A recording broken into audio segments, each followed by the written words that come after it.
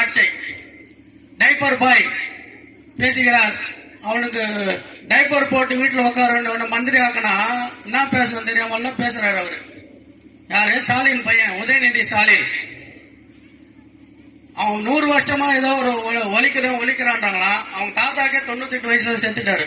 அப்ப பிறகாத முன்னே அவங்க ஸ்டார்ட் பண்ணிட்டாரு போடுகிறது. இது மாதிரி சொல்லி சொல்லி தமிழ்நாட்டை குட்டிச்சோறு ஆக்கி கொண்டிருக்கின்ற இந்த திராவிட ஆட்சியும் இந்த துரோகி எடப்பாடியும் ஒழித்து காட்டவும் இன்னும் 6 மாத காலத்தில் நமக்கு நாடாளுமன்ற தேர்தல் வரவுள்ளது.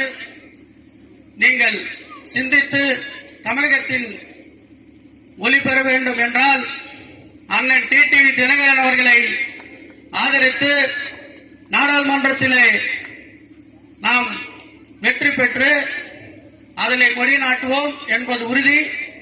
2026 தமிழகத்தின் முதலமைச்சராக அண்ணன் டிடிவி அவர்கள் தான் அமர்வார் என்பதற்கு எந்தவிதான தயக்கமும் இல்லை.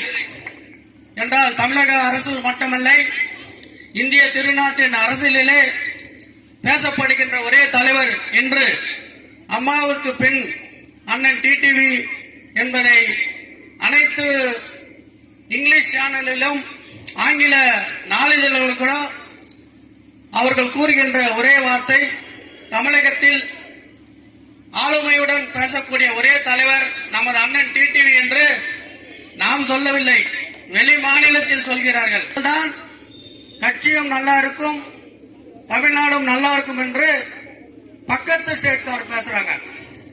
இவங்க கூட்டணி வச்சிருக்கின்ற 28 கட்சியில 12 கட்சி திமுகவை எதிர்க்கிறாங்க. அவர்கள் இருந்தால் நாம் இந்தியா என்று பிரைம் மினிஸ்டர் ஆக முடியாது, திரும்ப 0க்கு போய்விடுவோம்.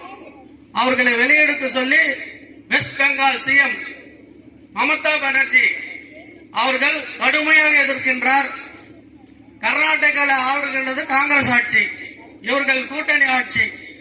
ஆனால் தமிழ்நாடுக்கு தண்ணீர் பெருத்து தர வேண்டும் என்றால் இவர்கள் மற்றவர்களுக்கு வரை சொல்வார்கள். இப்போதான் நடக்கின்றது காங்கிரஸ் ஆட்சி தானே, ஏன் கேட்டு தண்ணி வாங்கி தர வேண்டியதானே, உங்களுக்கு தவசம் பண்றானுங்க அங்க கர்நாடகா.